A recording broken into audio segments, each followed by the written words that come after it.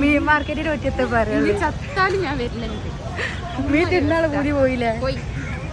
ഓളോട് പറയാതെ ഞാൻ ഓളം കണ്ട് മീൻ മാർക്കറ്റിൽ കൊടുത്തിട്ടുള്ളത്. അതിന്റെ കലിപ്പാണ് ഓള് നമ്മോട് ഈ കാണിക്കണത്. മൊത്തം ഒരു ചെറിയ സാധനം വാങ്ങാണ്ട് ഈ വാന്ന് പറഞ്ഞാട്ടെ കൂട്ടി കൊടുക്കുന്നത്. പേരറിയാത്തതും പേരറിയണതും എല്ലാ തരത്തിലുള്ള മീനുകളും ഇവിടെ കിട്ടാണ്ട് ഇട്ടാ. അല്ലെങ്കിൽ മീൻ മാർക്കറ്റിൽ മീനല്ലാതെ വേറെ എന്താ കിട്ടാ?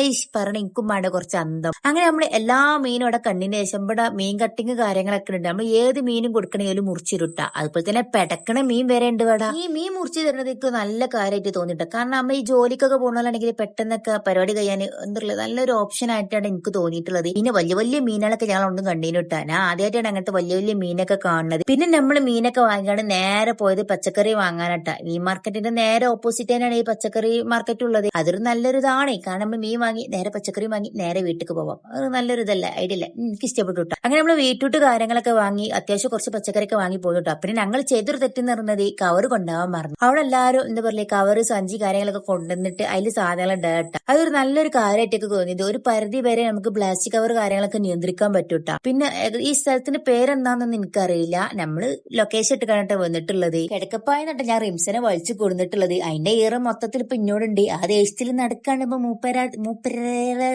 ഹോളി അല്ലെങ്കിൽ സംഭവം നമ്മുടെ നാവില് ചില നേരത്ത് വഴങ്ങൂല. പിന്നാന്ന് പറയാനുള്ളത് എന്താ പറയുക, നമ്മളിവിടെ വണ്ടി ഓടിക്കണമെങ്കിൽ നല്ല സൂക്ഷിച്ചിട്ട് വേണ്ട വണ്ടി ഓടിക്കാൻ. എല്ലാ ഭാഗത്തുനിന്നും വണ്ടി കെട്ട് വന്നുകൊണ്ടിരിക്കും. ഏത് ഭാഗത്തുനിന്ന് വരുന്ന പോലെ നമുക്ക് പിടുത്തം കിട്ടൂല കേട്ടാ. എനിക്ക് ഫീൽ ചെയ്ത കാര്യമാണ്. ഇനി എല്ലാവർക്കും എങ്ങനെയാണെന്നൊന്നും എനിക്കറിയില്ല. എനിക്ക് ഇതുപോലെ ഫീൽ ചെയ്ത് വേറൊരു സ്ഥലം എന്ന് പറഞ്ഞിട്ട് ഹൈദരാബാദ് ആട്ടാ.